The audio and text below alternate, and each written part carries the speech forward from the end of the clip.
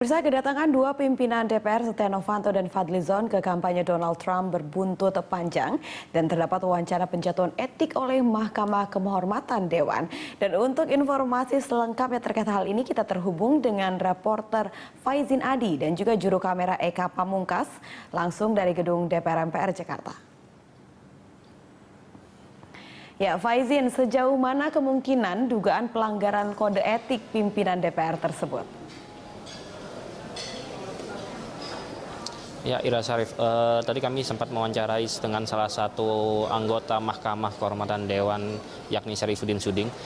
Syarifuddin Suding menyatakan bahwa siang ini MKD DPR akan rapat untuk membahas dugaan pelanggaran kode etik yang dilakukan oleh dua pimpinan Dewan, yakni Fadlizon dan Setia Novanto, karena turut menghadiri kampanye dari bakal calon Presiden Amerika Serikat Donald Trump di sela-sela kunjungan resmi DPR ke Amerika Serikat.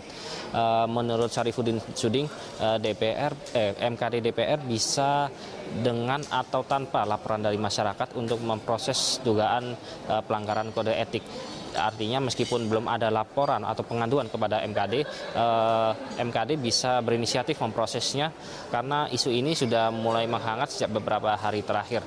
Dan menurut Syarifuddin Suding, nantinya MKD akan memulai dengan terlebih dahulu mengklarifikasi kepada kesekjenan terkait dana dan juga jumlah anggota peserta rombongan dalam kunjungan ke Amerika Serikat, karena ada kabar bahwa ada terjadi inefisiensi dalam kunjungan pimpinan DPR ke Amerika Serikat tersebut. Dan selain itu nantinya juga akan dibahas mengenai tingkat jika terbukti melakukan kesalahan pelanggaran etika, ada tingkatannya, yakni untuk yang paling ringan hanya teguran, dan jika dianggap pelanggaran sedang maka akan dilakukan pencopotan terhadap jabatannya. Namun itu masih menunggu proses selanjutnya karena juga dua pimpinan dewan tersebut masih belum tiba di Indonesia dan juga belum sempat diklarifikasi.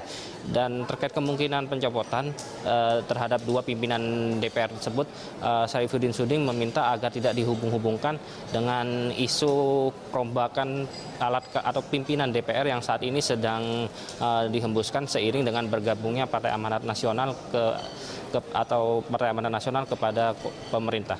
Dan berikut kutipan pernyataan dari Syarifuddin Suding, anggota Mahkamah Kehormatan Dewan. Maksudnya integritas kawan-kawan di mahkamah itu ya juga dipertaruhkan gitu loh. Jangan lalu kemudian ada membawa atribut apakah ini KMP, KIH lalu kemudian membela habis-habisan kalau misalnya dari kelompoknya atau golongannya gitu.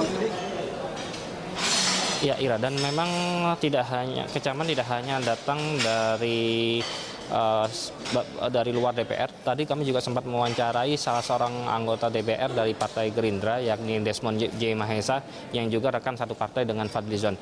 Desmond secara pribadi menyatakan bahwa apa yang dilakukan oleh rekan satu partainya, Fadlizon, dan juga Setia Novanto ini telah mencederai etika anggota dewan dan bertentangan dengan garis politik Indonesia yang menganut prinsip bebas aktif. Ya, Ira. Ya, baik Faizin, kita beralih ini mengenai sertijab yang berlangsung tadi pagi begitu ya. Apakah ada informasi mengenai rencana pemanggilan Kapolri perihal mutasi di Bareskrim dan BNN? Ya, terkait dengan mutasi di Bareskrim dan juga BNN, artinya pertukaran jabatan antara Kepala Bareskrim dan juga Kepala BNN. Tadi kami sempat mewawancarai beberapa anggota Komisi Hukum DPR, antara lain dari Desmond Junaidi Mahesa, Benika Harman dari Partai Demokrat, dan juga dari PKS tadi yang menyatakan bahwa terbuka kemungkinan Komisi Hukum akan memanggil Kapolri dalam waktu dekat beberapa hari terakhir, dan juga jika memungkinkan akan ada panja terkait dengan dugaan bahwa ada intervensi dalam kasus Belindo yang sedang ditangani DPR, yang sedang ditangani oleh Bareskrim sehingga berujung pada pergantian jabatan Kepala Bareskrim. Namun yang paling memungkinkan saat ini adalah meminta klarifikasi terhadap Kapolri karena mutasi tersebut atas proses di Wanjakti Polri yang dipimpin oleh Kapolri Jenderal Badrodin Haiti. Dan secara umum tadi beberapa anggota Komisi 3 DPR menyatakan bahwa kinerja Bareskrim selama dipimpin oleh Komjen Budi Waseso selama 6 bulan terakhir dianggap cukup baik, karena itu mereka juga cukup menyayangkan jika Komjen Budi Waseso harus diganti oleh Komjen Anang Iskandar. Ya, demikian Ira Syarif. Ya baik, terima kasih Faizin. Pemirsa, demikian reporter Faizin Adi dan juru kamera Eka Pamungkas melaporkan langsung dari gedung DPR MPR Jakarta.